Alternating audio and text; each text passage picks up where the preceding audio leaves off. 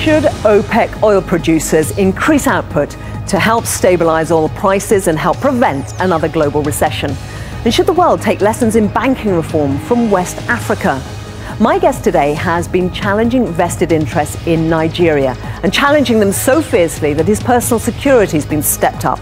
As governor of the central bank, Lamido Sanusi sacked the managers of Nigeria's top private banks and put many of them in court. But can he win against the system?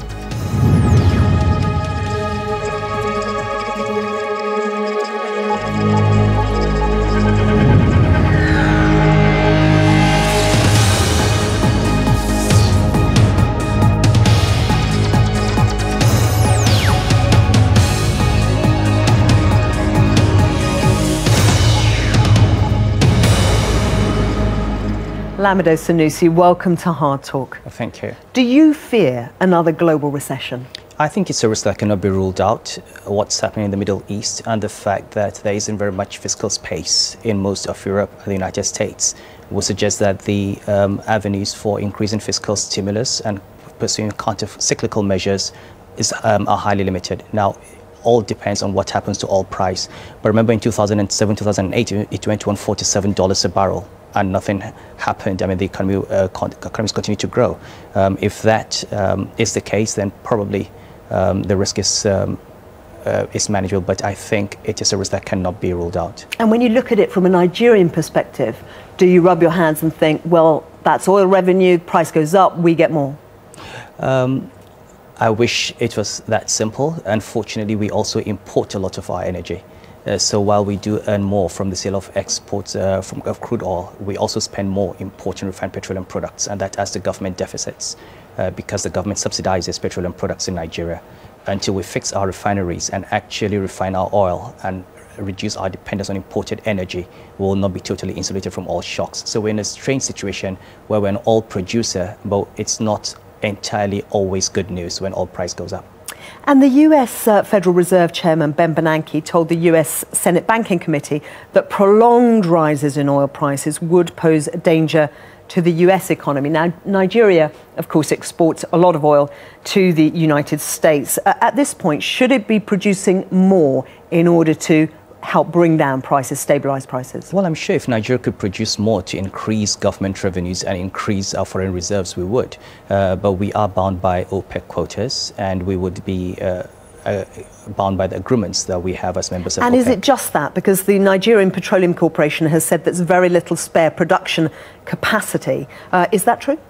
Yes, until the petroleum industry bill is passed and we have investments in that sector, I think we're not going to get a lot of production capacity. And why is that? I mean, what exactly is holding it up? Well, there were delays, partly because the oil companies themselves were fighting the bill, also because there was a tortuous process of political negotiation. You've got large oil companies negotiating the fiscal terms. You've got the Nigerian government trying to improve the terms. You've got all sorts of interests in between. There has been a stated commitment by the legislature to pass that law within this session.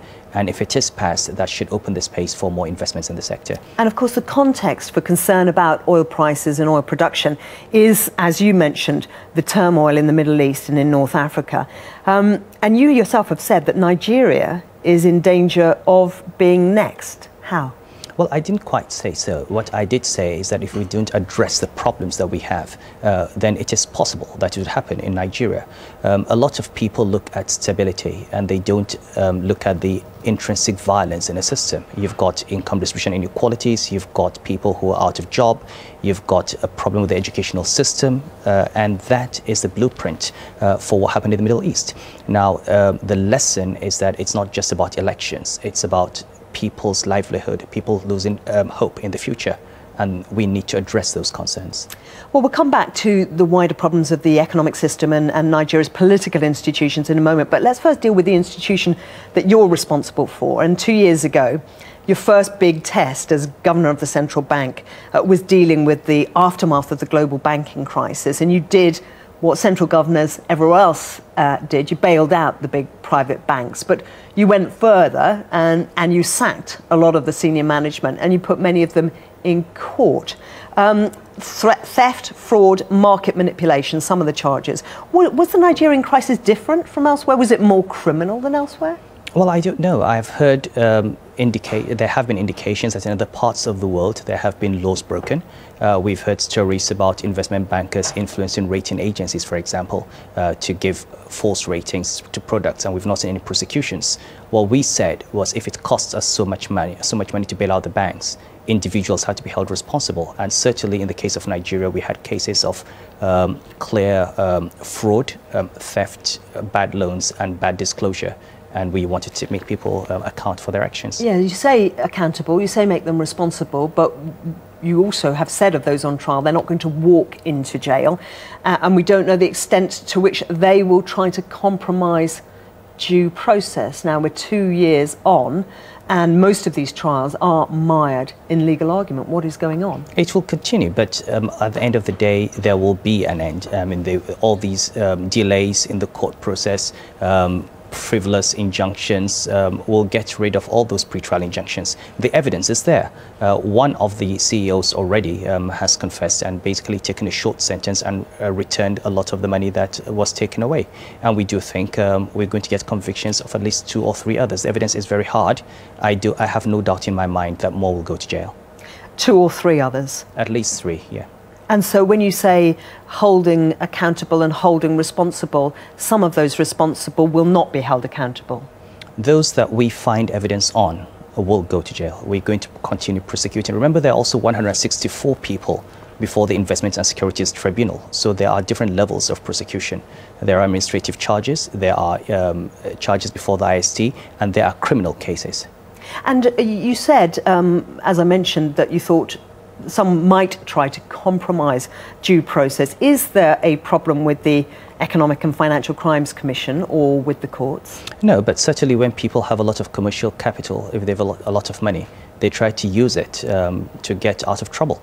And they will try, either with the judiciary or with the banks or with the regulators or with the police, and see, or with politicians, and see if the wealth that they have can get them out of trouble. And sometimes it's commercial capital, as you say, and sometimes it's political capital, because we've seen more than a dozen former state governors and ministers facing graft charges. Their cases also still languishing. I'm just interested in your confidence, rather puzzled by your confidence that you will get more convictions. Well, I have had a lot of support from the Economic and Financial Crimes Commission. We've had prosecutions and we've had great success in the one case that we had a conviction on. And we continue to monitor the progress on the cases. We continue to monitor that very closely. We have lawyers working on the cases and we are on top of the evidence. We do think that in the case of the bank chief executives, we will get convictions.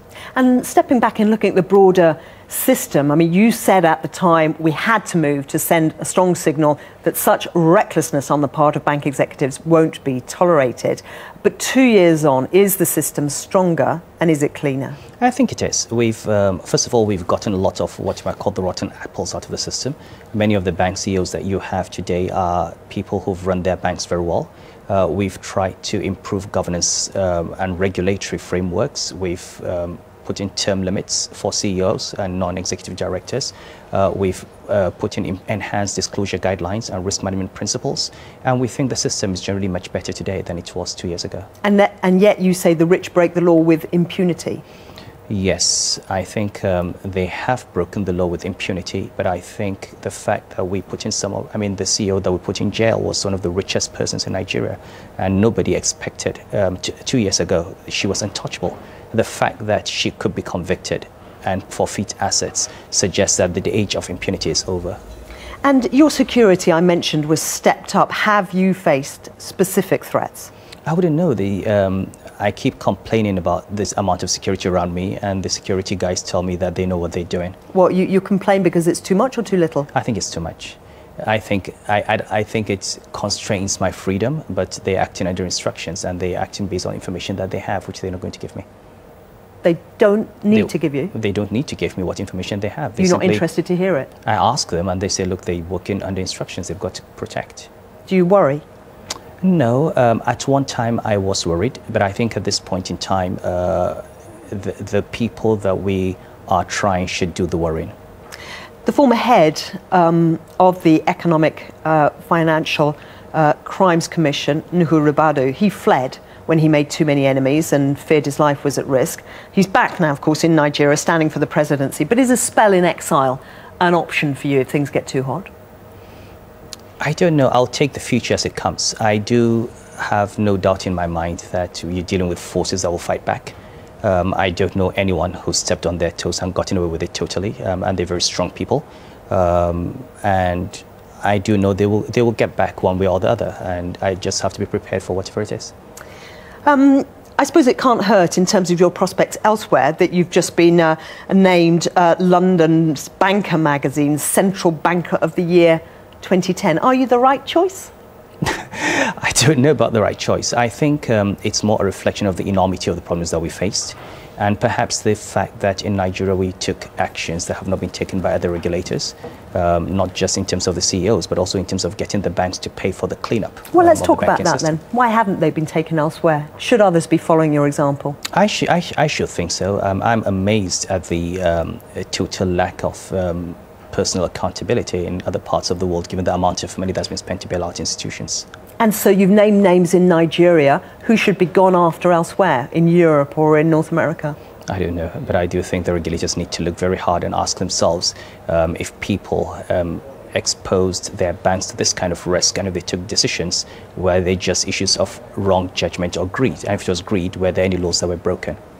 Yeah, because it's an interesting question, and since 2008, of course, public in various countries have watched in outrage as top bankers retire with huge payouts, and now the bonuses are back in a lot of big financial sectors. Taxation is still a problem, regulation is still skirmished over. The politicians talk a lot, but clearly in many jurisdictions they're finding it difficult to actually leverage that into meaningful action. Why? Look, everywhere there's a very strong nexus between money and political power. And that is the reality. That's how the world works. When we started in Nigeria, we found that many of the bank CEOs that we're talking about had very strong connections in politics.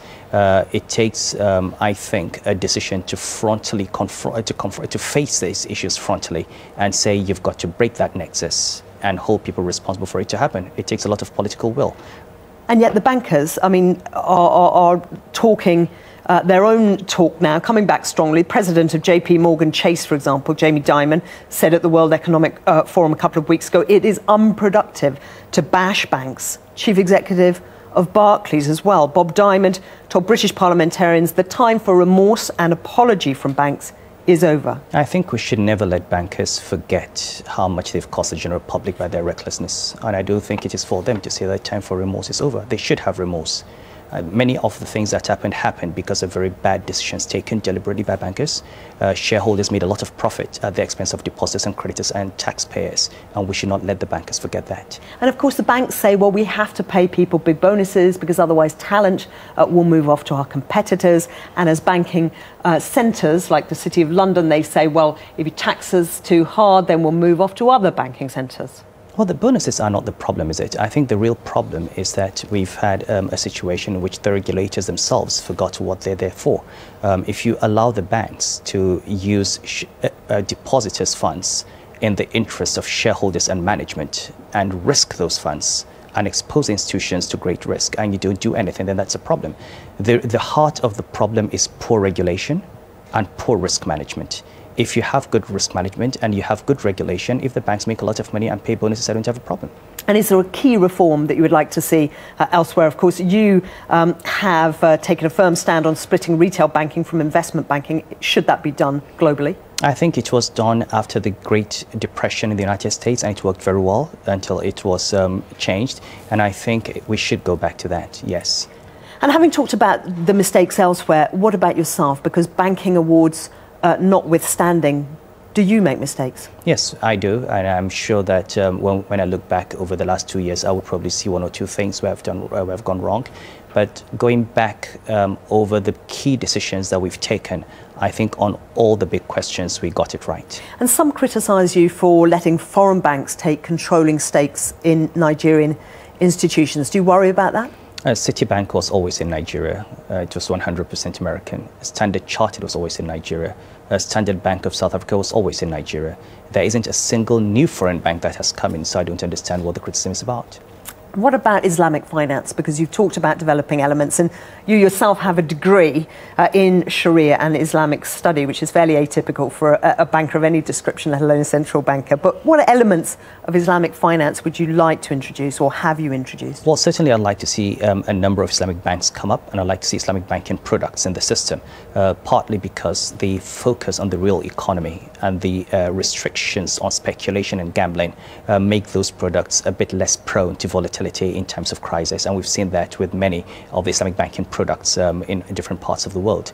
It also introduces diversification and a deepening of the market, and potentially makes Nigeria a hub for a unique range of products, Islamic banking in Africa. So I do think it will be a major benefit to the Nigerian economy and the financial system for us to develop Sukuk, for us to have banks, and for us to develop an Islamic money market.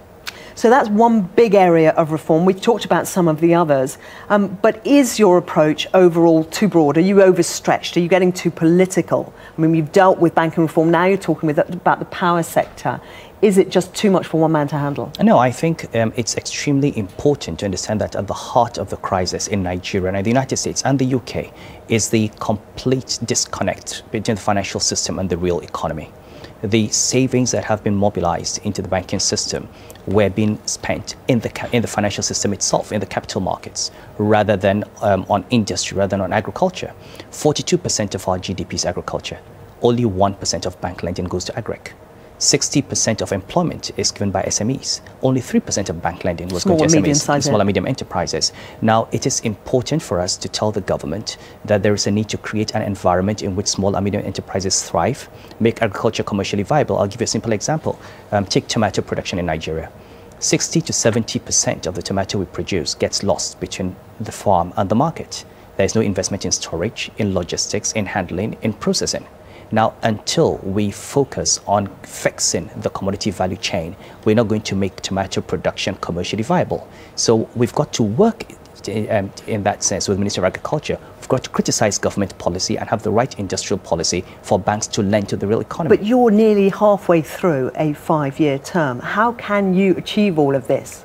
Well, we've started. I think in the case of power, for example, we were able to play a major role in restarting the power reforms. We've just released about 200 billion naira to the power sector.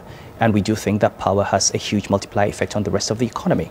In the next couple of weeks, we're going to complete our study of 6 agricultural commodity value chains. We're going to put in place processes for unlocking the commodity value chain and then unlocking finance into those value chains and increasing lending to agriculture from 1% to 10% over a defined period.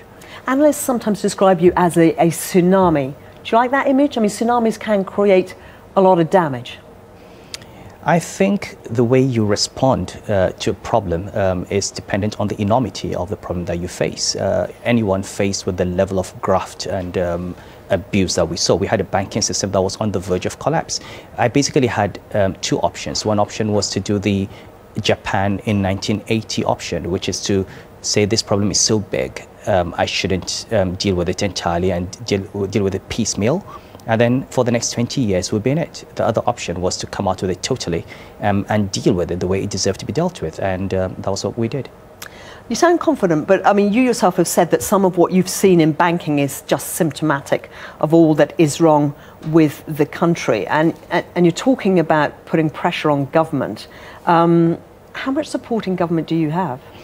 A lot of what I have done could not have been done without support from government agencies. I mean, the late President Erado in particular, when we started, was very clear that government agencies that were involved, the police, the EFCC, and the Ministry of Justice should give me support. And President Jonathan has continued with that. One of the most important points here is that we have an independent central bank that's autonomous, and we have had political authorities that have largely refrained from interfering in the work. And that has been extremely useful. And you have to work hard at finding allies? I have found a number of allies.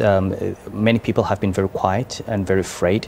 And I think what has happened is by coming out and confronting these, we've seen many more people come out and say, it is time for this country to change. And talking of change, Nigeria, of course, about to hold elections at almost every level and a period of political instability before and after. Can you rely on support from the politicians in future? Well, as governor of central bank, I try to avoid politics, but certainly there are things that I need to do, and I do need support of politicians. I do need the National Assembly for passing legislation. For example, I couldn't have had my bad bank without legislation from the National Assembly, and we can't prosecute without support from the politicians in government. So what we can hope for is that we have a transparent process that brings up a very good government, and that we improve on the process of selection of ministers and key people. And if we improve the quality of leadership, then things move in a positive direction. And it's strange to say you avoid politics, because all of the things that you're describing involve enormous amounts of political leverage. Yes, but you've got to avoid partisan politics. Yes. If you don't get the support, will you quit? If I don't get the support, then I have no business being there. Well, let's deal with the politics head on then, because after the 2007 election, you said of the ruling party, the PDP, I think everyone knew they were going to rig the elections. Do you fear April's elections will be rigged? Well, I do hope they won't. I certainly felt 2007 elections were rigged. I think anyone who denies that would be deceiving himself. I think we've put in, the government has put in place certain processes. We have a very good head of the Electoral Commission, Professor Jega, who's committed to free and fair elections. We will have to wait and see. All the sounds that have been coming out suggest that the government is committed to it, but the party primaries across the board have not been very good signs. And coming back to the point about the fear of an uprising, or the danger of an uprising, 50% of young Nigerians unemployed. You said last year that they were a threat to the national economy. And that Nigeria, of course, as we discussed, is in danger if the right steps are not taken of being next on the list. But Nigeria, of course, had its democratic transition, more than a decade ago. That's why you're about to have elections. How can it be next on the list? Well, until democracy actually translates into good governance, at the end of the day, that's all that matters, isn't it? You've got to address the structural issues of the economy. You've got to address the issues of poverty. You've got an economy that has so many structural deformities. This is an oil-producing country that imports petroleum products. We burn our gas. We don't have power.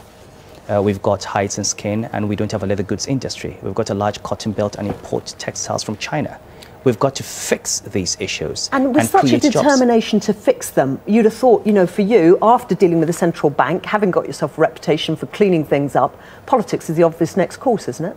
No, I think as governor of central bank and as an economic advisor to the government, I can make an input into economic policy and have other people do it. I don't have to do it myself. And your grandfather, interestingly, you come from such a prominent family, is another alternative to follow the footsteps of him, Emir of Kano. You yourself, a royal career awaits. Well, I have said that ultimately that is the ambition of every prince. I think that if you asked me if there was a particular post that I felt I wanted, that would be it, because that's where I come from and that's where I'll go back to.